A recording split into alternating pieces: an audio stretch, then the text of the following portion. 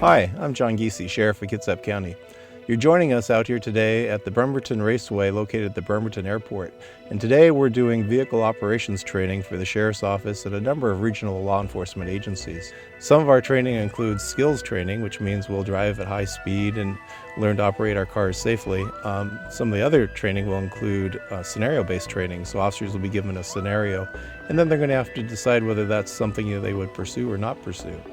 This training occurs twice a year, and our officers are required to go through at least once per year. The Kitsap County Sheriff's Office, along with most other local agencies, already had restrictive pursuit policies, and that's the way we've trained. Those policies already included a safety test that the officer had to balance the need to pursue over the risk to the public. In 2021, the state legislature enacted a very significant change to police pursuit laws in Washington state. They set very strict criteria when pursuits can be engaged and rules for when they need to be terminated. Some of those changes included strict criteria that the crime has to be a violent crime, a very serious violent crime, to include crimes such as murder, rape, armed robbery.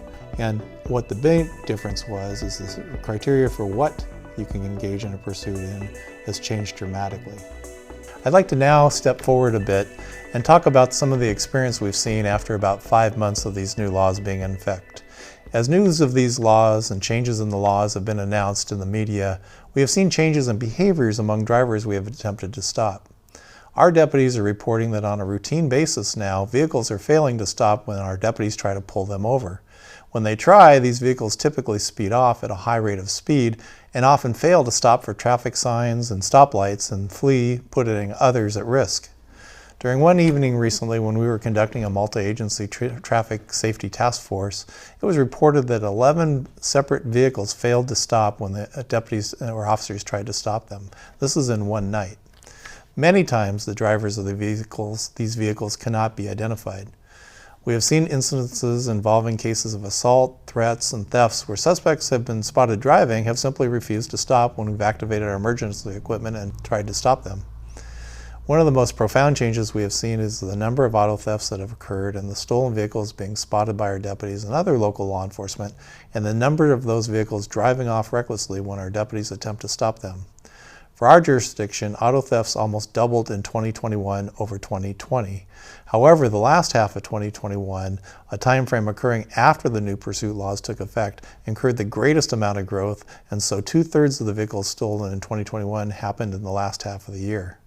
For 2022, we appear to be on track for now almost doubling the number of auto thefts we had compared to 2021. These numbers are similar to ones being reported across the state, and the trend is not specific to Kitsap County. The net effect has been the number of police pursuits has dropped dramatically, but the number of auto thefts and those victimized by this crime has grown by the hundreds in Kitsap County alone. Members of the Washington State Legislature are addressing these concerns with proposals to modify the laws governing police pursuits. I would ask that our citizens and legislators support practical changes to our police pursuit laws in order to provide police the proper tools that they need to address crime, apprehend those committing the crimes, and to protect additional victimization of those dealing with auto thefts and other crimes.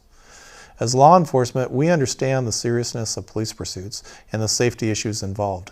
Changes to allow greater discretion to pursue should come with a responsibility to conduct pursuits as safely as possible and continuously weigh the risk versus the need to apprehend the suspect. This is the way we trained and our policies directed and provide the best balance. Thank you for supporting the Kitsap County Sheriff's Office, and we thank you for the opportunity to serve our community. I'm Sheriff John Gese. Thank you.